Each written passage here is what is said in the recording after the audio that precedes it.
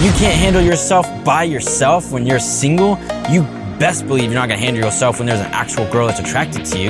Yep.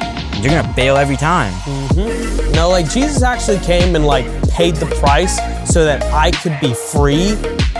What is up, guys? Welcome back to Torwell Talk. In this episode, me and my friend J-Fan, we talk about things that we wish we knew when we were younger. I hope you enjoy this episode. Leave a comment, leave a review. Hope you enjoy it. Peace.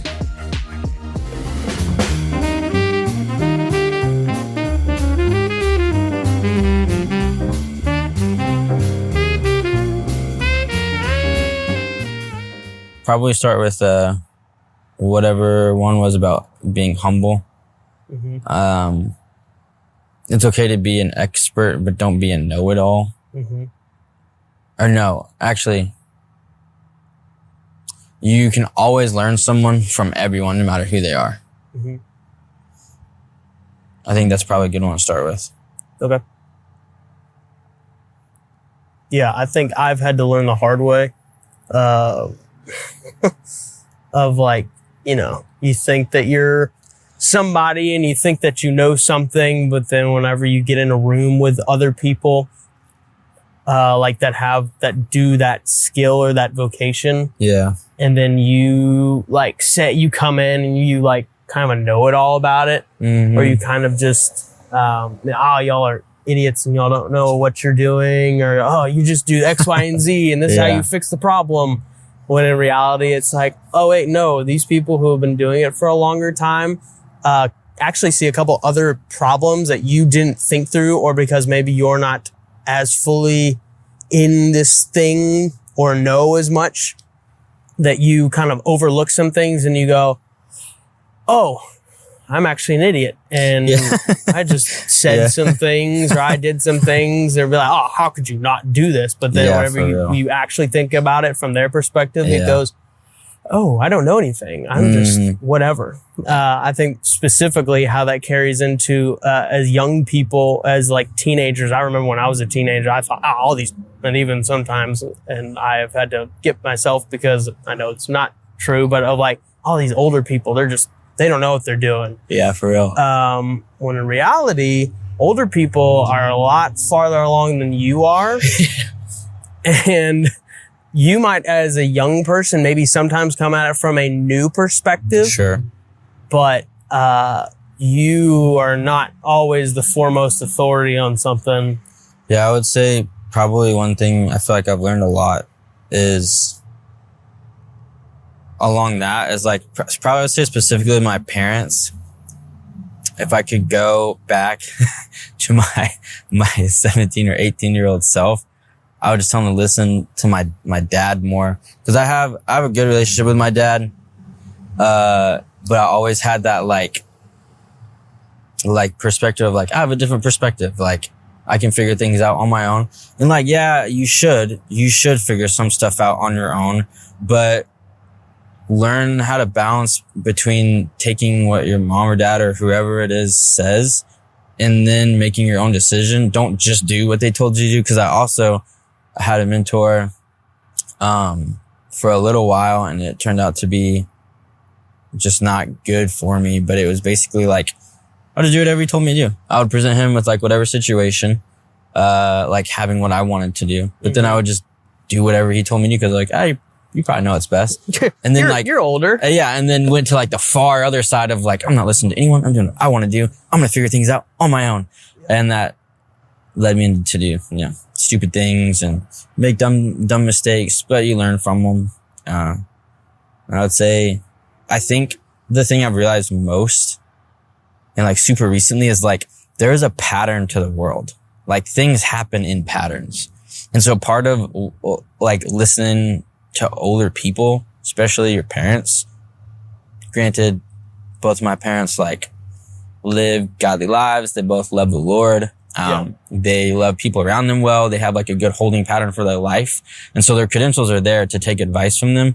But also like you have to realize like the advice they're giving is because they've been on earth for 60 something years. Like they've seen how things work out in patterns. And like there is, Ecclesiastes says there is nothing new under the sun. So at some point you reach a place where you're like, yeah, I've seen pretty much everything. Like there's not a lot of new stuff. And I think there's wisdom in that. And now like the Lord, obviously, cause there's always more to him, but just in like dealing with things and situations in life, like there does reach a point where you're like, yeah, I've seen for 6 decades now. I've seen pretty much everything you can see. I've been through everything that you could go through. Yeah. So then who are you as a 20-something-year-old or a 15-year-old? Or 18, bro. Oh my gosh. Thinking about conversations with my dad, at 18, I was like, I would have freaking punched myself in the face if I was 18 telling that to me now at 23. Yeah. I would say as a young man, probably the most important thing is just be humble. Don't think that you've got it figured out. You don't. And you won't ever figure it out, I think is the reality. But be humble and be okay with making mistakes, but keep a pure heart in what you do and do it to love others well and be okay. Like, I think the biggest thing for guys, like when they're young is like, there's just this like, I don't know if it's like testosterone or whatever, but it's like, I don't want to submit. Like, I do not want to submit to authority. Like like you said, like you're a challenger. Like there still is like if I don't trust you or you can't give me a good reason to do this or to not do it, I'm going to make my own decision. And I think there's a really big advantage to choosing to go, you know what? I probably don't know everything. I'm going to chill for a second and I'm going to listen to some people and get some advice and be okay submitting to someone else because I respect him as a person. Like, when I think of someone that I'm like instantaneously, I like solid, like would be, Justin Kessler. Like if I went to him with a situation, I wouldn't even question what he told me just because of the way that he lives his life and the way that he treats people and serves the Lord. And, I would say get under someone who you can trust and who lives their life in such a way where like the people around them are better for that person being in their life. And, like, don't think you have it figured out. And be okay with having your own opinion and then having your own, like, I'm going to do this. And then when this wiser person says, hey, that's stupid, don't do that. Be okay. Be okay with not doing that thing and take their advice and pray about it instead of just doing it anyways. Yeah. I think one of the other things that it does tie into that about being teachable, of being like, yeah, you don't have it figured out. And you will be wrong. That's one thing that for me, I had to learn to be okay with being wrong. Because I think as men specifically and as younger men, so like to advice to our younger selves of like, dude, like you're gonna be wrong. You are going to make mistakes. You are going to say stupid stuff and you have to be okay with it. And you can get upset or you can be embarrassed or you can be, oh, this person told me I'm wrong or, oh, this person overruled me or, oh, whatever. You can either get upset about it or you can learn from it. I think a lot of people just get too offended too quickly whenever they get challenged.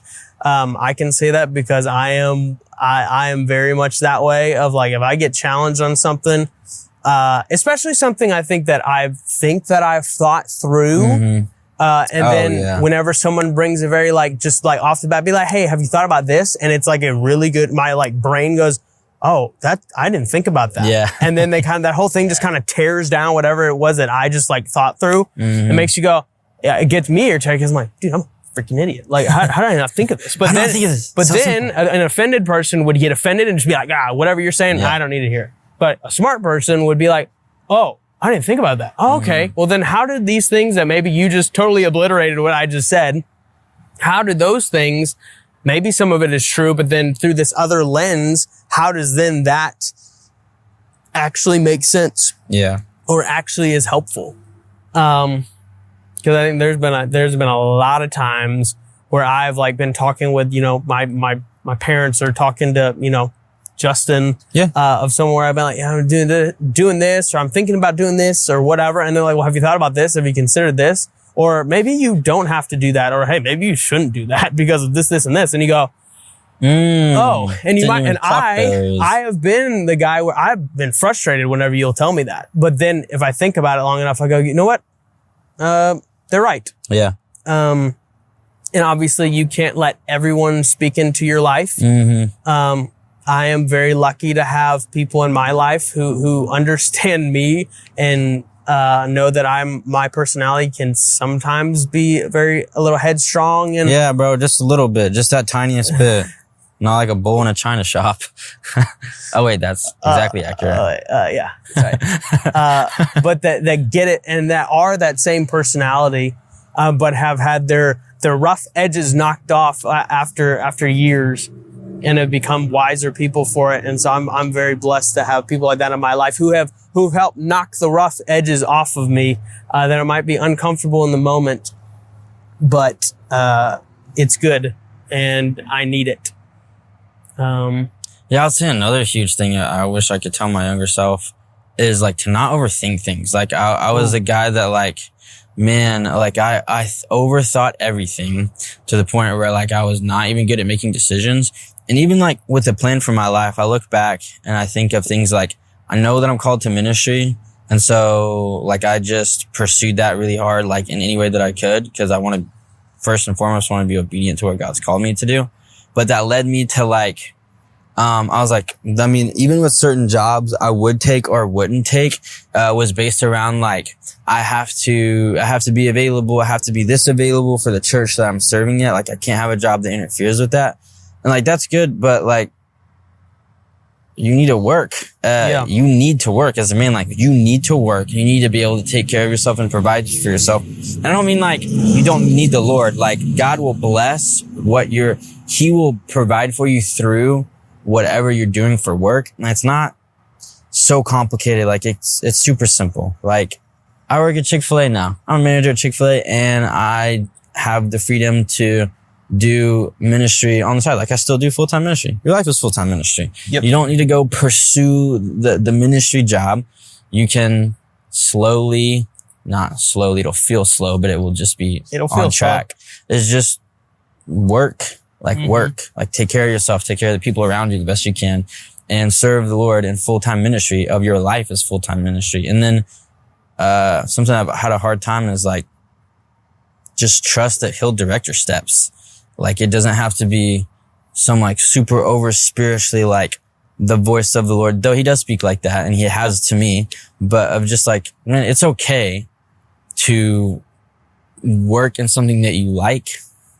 And then whatever you're called to, honor Him where you are and do what you have to do to take care of yourself rather than foregoing it to go after the thing you're called to do. Well, you can't make it to the thing you're called to on your own.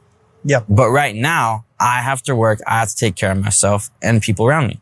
Yeah. And when He wants to place me in what I'm called to, He will open the door for my calling, for anyone, like whatever that is, like He'll open that door for you. And I just remember like, I never stayed at a lot of jobs for like super long. And honestly, like there are a couple jobs I wish I would have just stayed at rather than like going somewhere else because I thought there was a ministry opportunity there that I would have been able to be in full-time ministry, which wasn't a bad thing. I just look back and go, man, like there are just some decisions I made that were a little bit rash that I wish I would have just been a little bit slower. I would have not overthought it or overthunked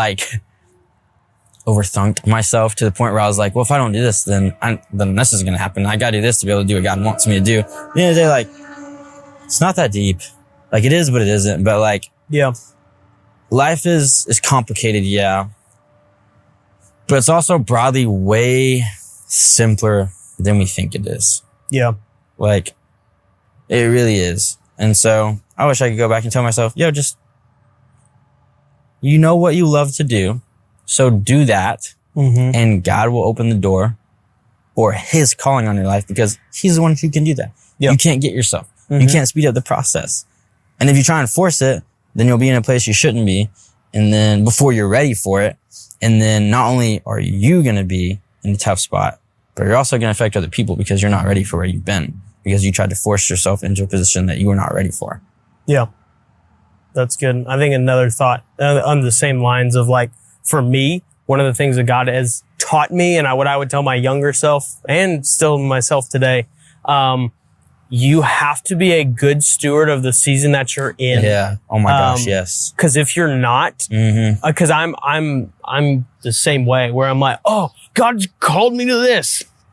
Cool.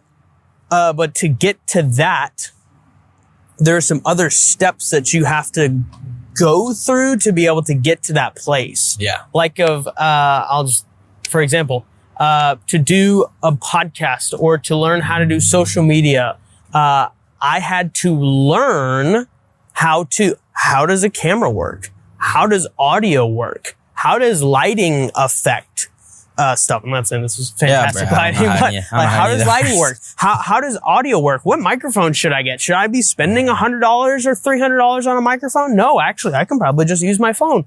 But how to get to making a video or wanting to like make something, there are processes that you have to do and skills you have to acquire to be able to do that thing. Yeah. It's the same thing with life.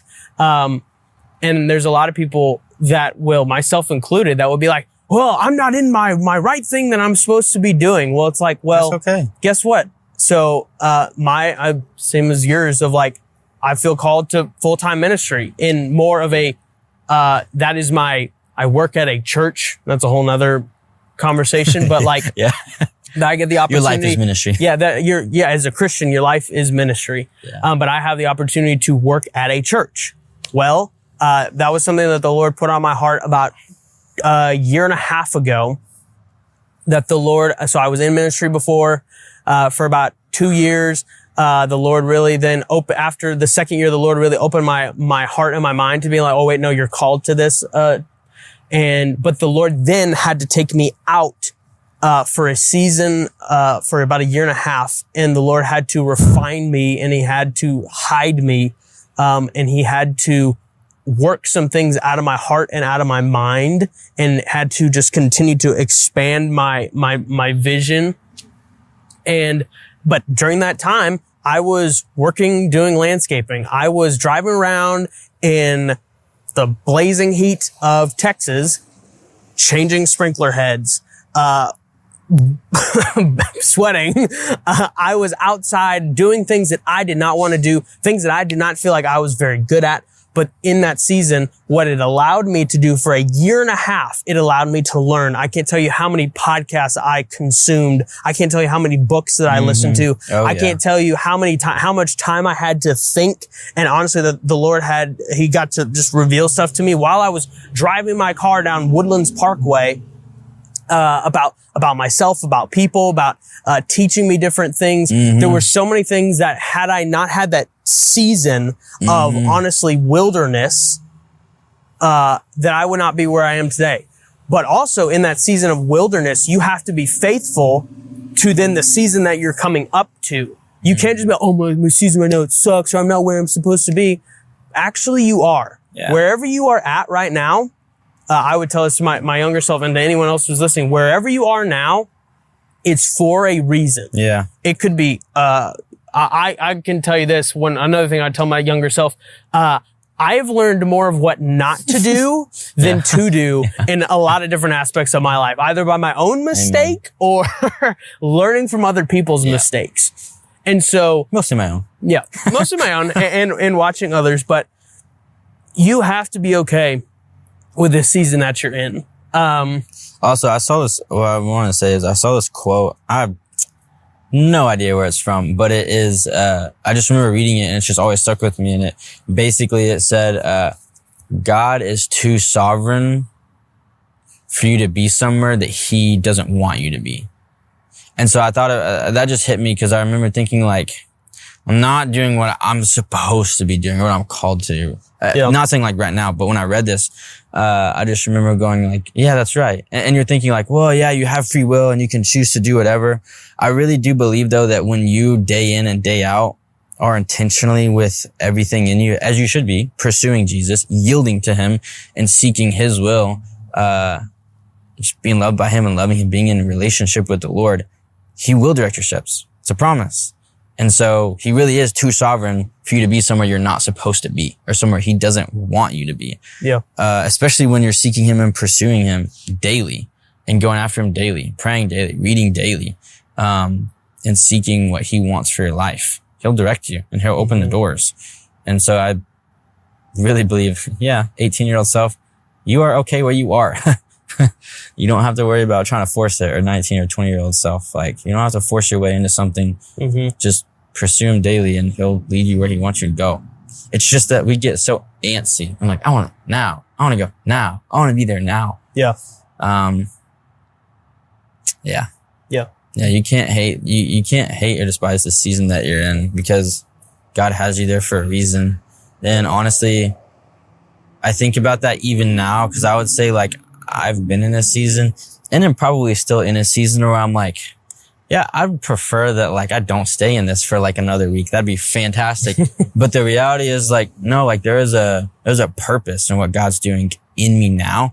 And there's things like that I've gone through over this past probably few months of this, that if I wasn't in this like weird, funky space, like, there's things that would not have gotten worked out of me, or it would have been in a different way or a harder way, or like later on down the road. But if you just submit and let him do his thing, God will work the things out of you that need to be worked out of you, and you'll be better for it. Cause, there's another thing that you wrote down was, someone is always watching your life. And so if you're in a place where I'm like, I hate the season of my life, well, then most of the time you're probably not going to find yourself being super joyful. And one of the most attractive things about a Christian is joy. Like, Paul was in prison and wrote a bunch of books of the Bible in a pit in prison and was joyful. He said, rejoice in all things. So if you're at a loss for joy, then you're probably not seeing something right in where God wants you to be. And you're probably not being able to be a good witness to the people around you, or love the people around you well, if you're just frustrated with where you are, rather than just being like, okay, because it really is, Jesus is enough daily. Like, you may not love where you are, but if you're spending time with him daily, well, then you're satisfied if you're letting him satisfy you. And I really believe that is enough for any season. Hard and not super hard. Yeah. I would say the perfect example I have for don't hate the season that you're in, right when COVID hit, oh my gosh, I didn't have a job and I needed a job, and my dad was just like on me about getting a job, which was good. Like, I'd moved back from Georgia. I lived in Georgia, and that was just a tough season. A lot of just hurt and mistakes and like pain and like just a fiery trial. And it was just a really difficult like season or a couple of months. And so I moved back, and then COVID hit, and I didn't have a job because I just moved back from Georgia. And the only job that I could get, and I applied like dozens of jobs. My dad knew a general manager at Sam's Club. The only job that I could get somehow was a stalker, 4 a.m. to 12:30. I hated it. I did not like it at all. I kept applying for jobs even after I started working there, because I'm like, I have to get out of here. But once I did start being okay with where God had me, or just choosing to like rejoice in where he has me and love the people around me well, and look for opportunities to pray for people and pray for my coworkers, I actually got to pray for one of our friends, Cal. And if I hadn't been there, literally, like, from praying for Cal, he started coming to church and like has given his life to Jesus just for me inviting him to church and praying from that one, because I chose to be joyful like that day at work. And became like the guy that like was known for praying for people. And so if you're just despising your season, well, then if I was just frustrated at that, then I wouldn't have been able to pray for him, because no one would have even known that I was a Christian, because I wouldn't have been praying for people if I was just despising where I was at. And I tell you, it wasn't fun. I hated waking up at 3 o'clock in the stinking morning, but it didn't last that long. And then not long after I got to pray for Cal, and then he started coming to church, literally like later that week, a door was open for a job that paid like 3 times more and was a way better opportunity, like career wise and hours and everything. And, I was only at Sam's Club for I think like 2 months total. And I would say I would do it again if it meant someone came to know Jesus from it. And a lot of things got worked out of me, like the fact that you have to have a job, younger self, 18-year-old self, 19, whoever is watching this, like work, make a living, and work hard. Yeah, I said work and work hard, and learn to like working, because it is a part of this world, and there is no way out of working. Yeah. Like you work to build the kingdom. Yep. You work in relationships are work. Friendships are work. Everything. Honestly, anything that matters or anything that will bear fruit requires effort and requires work. So learn to like working because it is good for you. And you have to do it. So figure out how to not hate something that you have to do till the day you die. Yeah. Find something that, and I always ask people this question. If money wasn't an object, what would you do? And people will tell me whatever. And I'm like, all right, well then do that. And whenever people tell me, oh man, I don't like what I'm doing. What do you like to do? Oh, I really want to do this. Well then go after that. Go after that dream. Like get good at the skills to do that thing. Like you are the only person stopping you. Like I think one thing to my younger self, I would tell myself, hey, you're the one that's in the way of what you want. We are our own caps. We are the people that stop us. Our insecurities are not wanting to do something. All of those things are the catalyst to why we don't achieve what it is that we want to achieve. Don't even get started on insecurities, man. That's another thing I would like slap myself silly out of. Is like, dude, you got to figure out. Sometimes it takes longer for others than anything else, but you have, like Jesus is everything. You have to figure out how to get yourself to come in agreement with who God says you are. Oh, yeah. Because at the end of the day, identity, and this was so I have this tattoo, it's consecrated. It says holy and anointed and set apart for God's purpose. Is because like for the longest time, man, like I thought I was just a sinner and I was just going to always struggle with sin for the rest of my life. When that's not biblically accurate. Like literally Colossians 1 says that you're made holy and flawless and blameless by what Jesus did on the cross for you. So that negates anything that says you're a sinner. Yeah, you're still going to struggle with sin because sanctification is a lifelong process, but it's less and less. The closer you get to Jesus, the further away you get from sin. You can't live in intimate proximity with a holy God and just be like, yeah, getting drunk sounds great. It doesn't. Sin doesn't sound good when you've tasted life. It's true. Like it doesn't. So when you walk in right identity and come into agreement with what he says about you, insecurities fell off me and I stopped caring what people thought about me because he taught me to live unto the audience of only him. And so if I live in my heart in the place of this is before the Lord, even if people see it, even if 1,000 people see what I do, it's first and foremost to him, for him, and unto him than it is anything else. And then when you come into agreement with what he says about you, then everything else dies. Like even struggling on and off after getting saved, and we talked about this with like lust and pornography, that broke when I came into agreement and he broke off of me the lie that I believed that I was a man who would just always struggle with, because it was part of being a man was having to constantly struggle with lust and pornography. And that's not true. That's sin. And Jesus paid the price for all sin for you to be washed clean of all sin and to give you a new identity. And so if some insecurities come from a place of sin, well, whatever you got to do, man. And for me, it was like a lot of different times and a lot of time, like literally crying out to the Lord. And I mean, like crying, like a 20-year-old or 19 or 20-year-old, I'll say boy, cause I wouldn't consider myself a man. My 18, 19-year-old boy self, like snot-nosed, going after the Lord and what he says about me. Because that's what it takes, is you have to die to yourself. And security comes from right identity. Yeah. Anything else is a lie. Anything else is not actual security if it's not right identity. Yeah. You can't find security in a job. You can't find security in a woman. You can't find security in your friends. You can't find security in what other people think about you. You can't find security in how much money you make. Yep. You won't find it. Yeah, it's so, like, even the logic with that works out, because you can only put your security in something that will never leave and that is like proven and is unshakable. Yeah. And is eternal. And so if my identity is in the God who created the galaxies and he is the same yesterday and today and forever, then my security is not going anywhere. But if I put my identity in something, literally anything else. Yeah.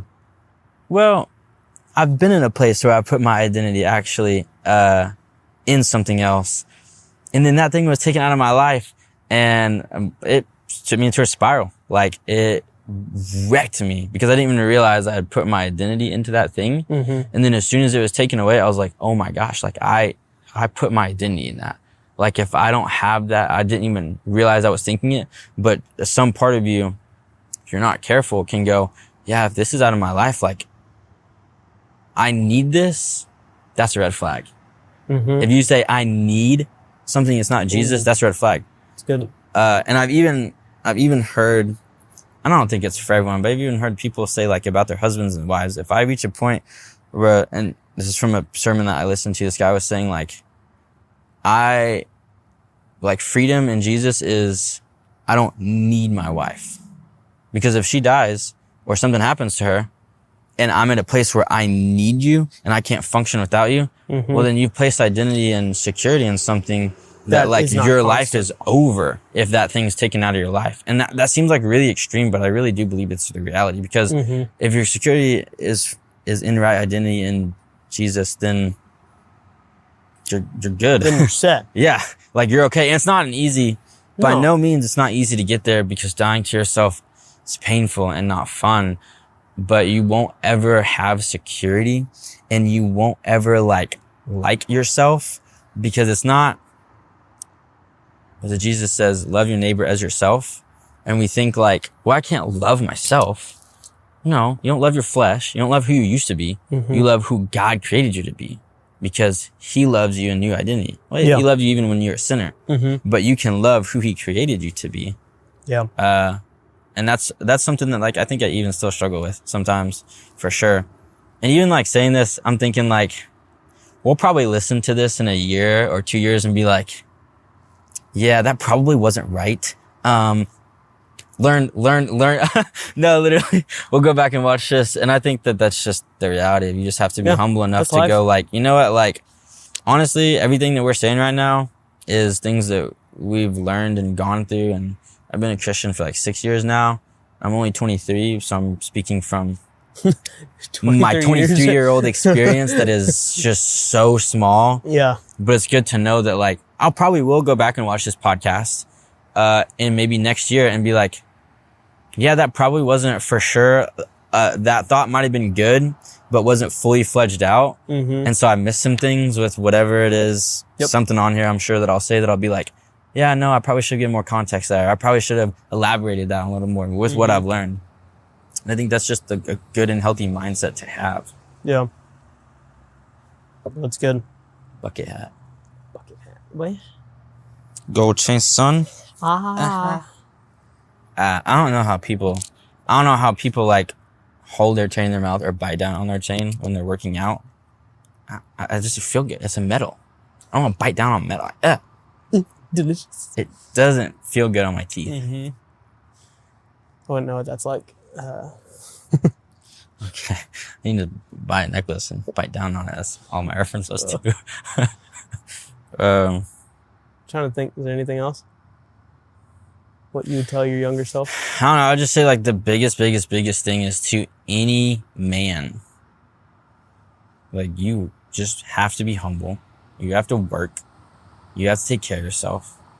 You need to make sure that, I would say, another thing that I would say, like, kind of off topic, is like, don't you dare get in a relationship with a girl if you're still struggling with lusting or pornography. Because guess what?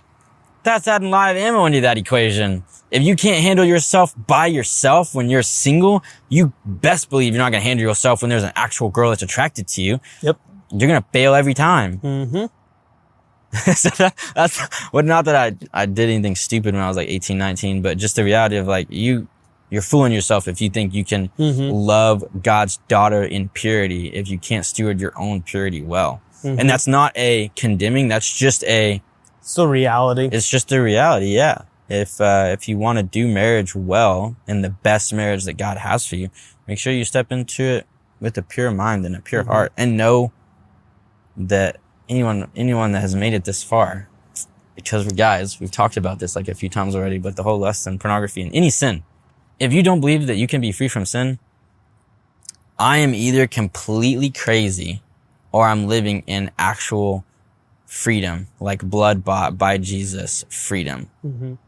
Because there are people who in different sects of Christianity will say, no, you're crazy. You can't be that free in your mind. You can't not struggle with lust. You can't look at a girl and not think that. You can't be in XYZ circumstance or scenario and have this presented to you or do this. And you're saying you wouldn't choose sin. I was like, yeah, I can. Mm-hmm. It's reality. So I'm either lunatic or I actually have been living in the freedom that Jesus said he paid for and did pay for. And I think that carries into a lot of other stuff too, of like, if you're walking with Jesus, all right, well, what is the fruit of the Spirit? Love, joy, peace, patience, kindness, goodness, gentleness, self-control.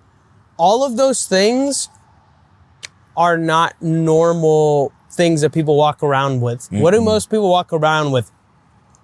Bitterness, selfishness, anger, hate, discontentment. People walk, depression, anxiety, fearfulness, like in all of those things, like that is our natural human inclination, is to not look how Jesus calls us and actually invites us in to look like. Mm-hmm. And like what you said, there will be a lot of people who you can't actually have, well, then I'm sorry, but Jesus came, I forgot where it says it, but he came to give life and life abundantly, not life to like, oh, you know, I kind of not. He's like John. I'm sometimes like angry and like, no. It is John 15 because he talks about the vine. It's in John. Mm-hmm. It's either John 8 or it's John 15. Mm-hmm. We'll plug the scripture later. Yeah. But yeah, of like, you have to, whenever you abide in Jesus, when you look like Jesus, whenever you're spending time with Jesus, well, then you're going to look like him and you're going to look less like your human fleshly self. And honestly, I think for the big C church and as Christians, like there's more available than we let ourselves on of like, no, like Jesus actually came and like paid the price so that I could be free and that I could not have to deal with whatever, like anything that's not from him. Lord has like invited you into freedom. And so again, it goes back to like, we're actually the caps to believing that. Yeah. It's ourselves, and not only it's our flesh, it's the enemy, and it's the world. Those are our three enemies. But like there's more available as a Christian than we let ourselves on to believe. Yeah. Yeah. There's more available than you think there is. I'll also say that's probably my last thought to maybe younger self. I think we're like kind of winding down on time. It's something that I'm just now learning. I say just now, like I've made it so far. I'm 23, so I'm like, I probably am, by the grace of God, figuring some of this stuff out before other people. And I say that as in like, I think we over spiritualize things and we overthink things to the point where like, I'm just now realizing that because there's this beautiful thing called free will, God created everyone uniquely with different passions and desires. And you know what is okay? It is okay for me to give my very best effort to something that I'm passionate about, and it won't take place of Jesus, but I can absolutely give my all to something like bodybuilding. I can absolutely give my all to something like, well, not me, but you, to this podcast and all that. And it's okay. Like I can find a job that like I enjoy and I can give it my all and I can do my very best at it and I can pursue career in that. Or I can have a passion. I can pursue it with everything in me. As long as my heart's pure, like it's okay to go after something that you love. Like God's not going to be like, no, I created you like specifically and uniquely and you have a love for this, but don't pursue it. Like, no. Like if you have like this like inclination to go after something, like, I mean, because nothing is an accident. Yeah. Like there are people that like video games. I don't understand the like going after it like professionally or whatever. But like there's some people that like really love video games or fishing. Like if you love fishing, be the best fisherman you can possibly be. If you love building things, become the best that you possibly can be at building things. If it gives you life, then lean into that and allow God to speak to you through that. Like, since probably 2 or 3 months ago when I don't know when, but the Lord just like, I just realized like, wow, like it is like, it's okay for me to go after like a bodybuilding and fitness. Like I could pursue this and make it like a career because the Lord's like, yeah, like I put that in you. That's okay to do. And then I was like, oh my gosh, like, yeah, you can go after your passions and it's okay. It's not going to override your calling or your relationship with God. Yeah. If anything, you're learning something. And he's taught me so many things through that and just in that.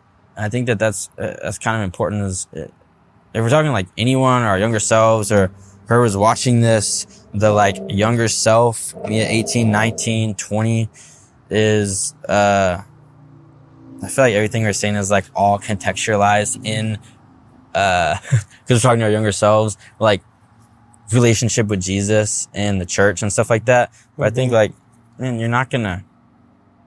you can't override God's calling on your life. Like if you're pursuing him, then he'll make it happen when it's time to happen. And it's okay to pursue the things you're passionate about. Yep.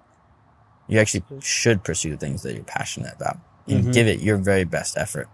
Even if it's hard. Yeah. Even if those things don't look like you could achieve them.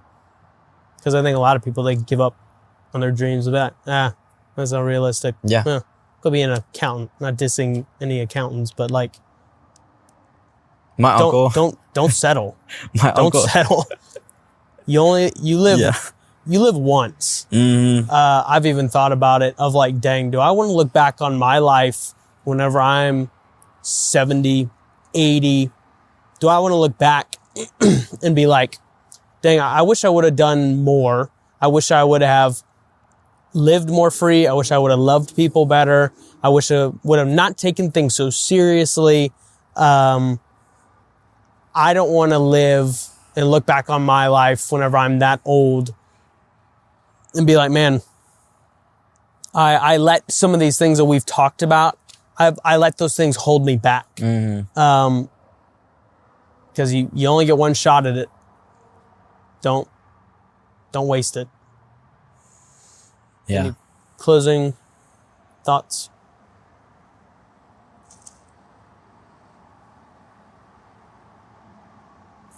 I don't think so. I think that is all I would have said to 18-year-old me. Like just, yeah.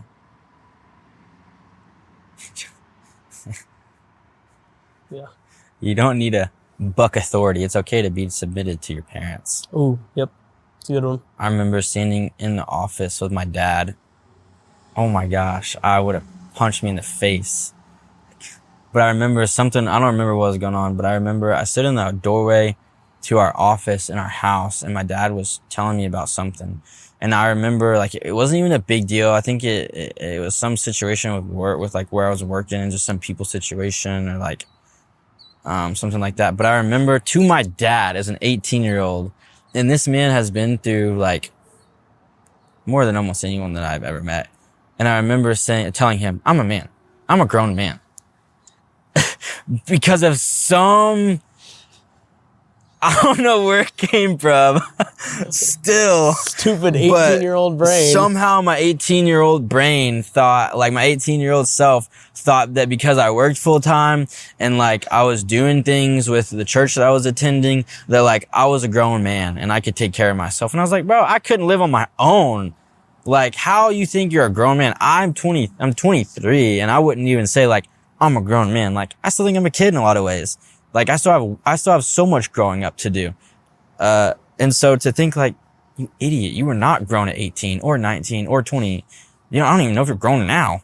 And so just to being like, bro, don't ever think to yourself, I'm a grown man or I'm a man. Or you've made it. Yeah, you will never make it. If you really are a man, then people will acknowledge that and you won't have to say blah, blah, blah. You won't have to say that you made it. You won't have to say that you're a man because the goal is to be a man of God. Yep. And so when you have arrived at what it looks like to be a man of God. People will acknowledge that. And the Lord will use people to acknowledge that you've arrived at that level of maturity. And if you've accomplished something that you want to accomplish, like, or you've not made it, because you can always grow more, like, God will affirm that. But there's no place for pride. God will always humble the proud with that. Because he sure did me. I had a motorcycle wreck.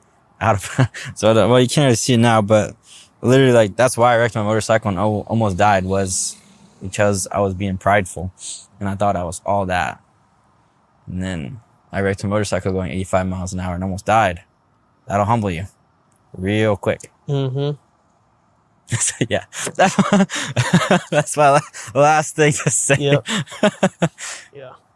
I think don't tell your dad that you're a man. When you 18, who did pick you up, boy? Yeah. I think I would say, and for anyone else listening to this, like, man, you have to loving Jesus is it, especially if you've been in Christian circles for a long time, loving Jesus and letting him love you is the most important thing. Yeah. If you're a Christian, and if you're not a Christian, like, it'll mess around with it. It'll change your life. Yeah. That's Chris Gabby likes to say. Mess around. Get your whole life changed. See what happens. Yeah. But as a person, in Matthew, it talks about seek first the kingdom of heaven and his righteousness, and all these things will be added to you. I think in this day and age, in this culture, there's a lot of things, and not even just like in culture tells you that you want, but in your mind and what you think is valuable and what you want and what you need. Some of it's good and some of it you need. But if you are not whenever, like the Bible says, whenever you're running after Jesus, then he takes care of you. Yep. And it might be a materialistic thing. But most of the time it's spiritual, it's emotional, it's a lot of other things and then the material thing just happens to be the little icing on the top. And you know what? If you don't need it and you think you do, and you're pursuing the Lord, and his promise is that he will give you everything that you need, and there's something that you think you need and you don't have it, well, guess what? You probably don't actually need that right now. Yeah. And like, the Lord will take care of you.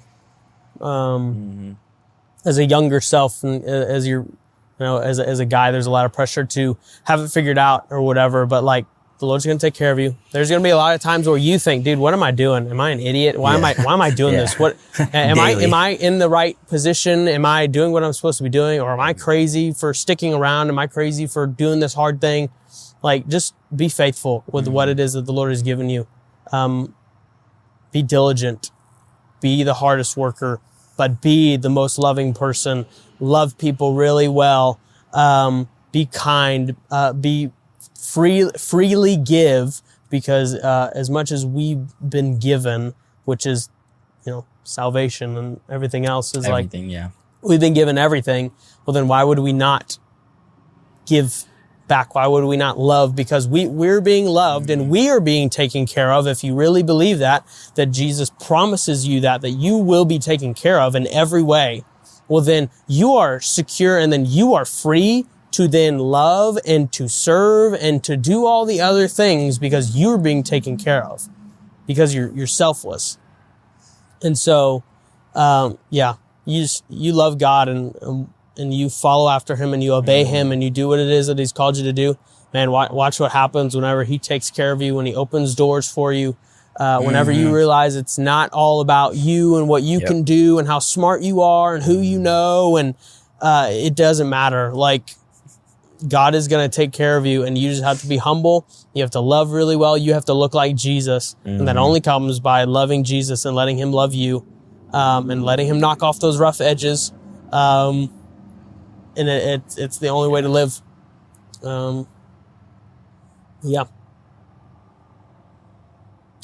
Also, lift weights. Yeah. If you're or a girl, hit the gym and lift weights. Yep. That's it. That's a wrap. Yep. Did you see that? You're good. No, I'm just kidding. Love Jesus, lift weights.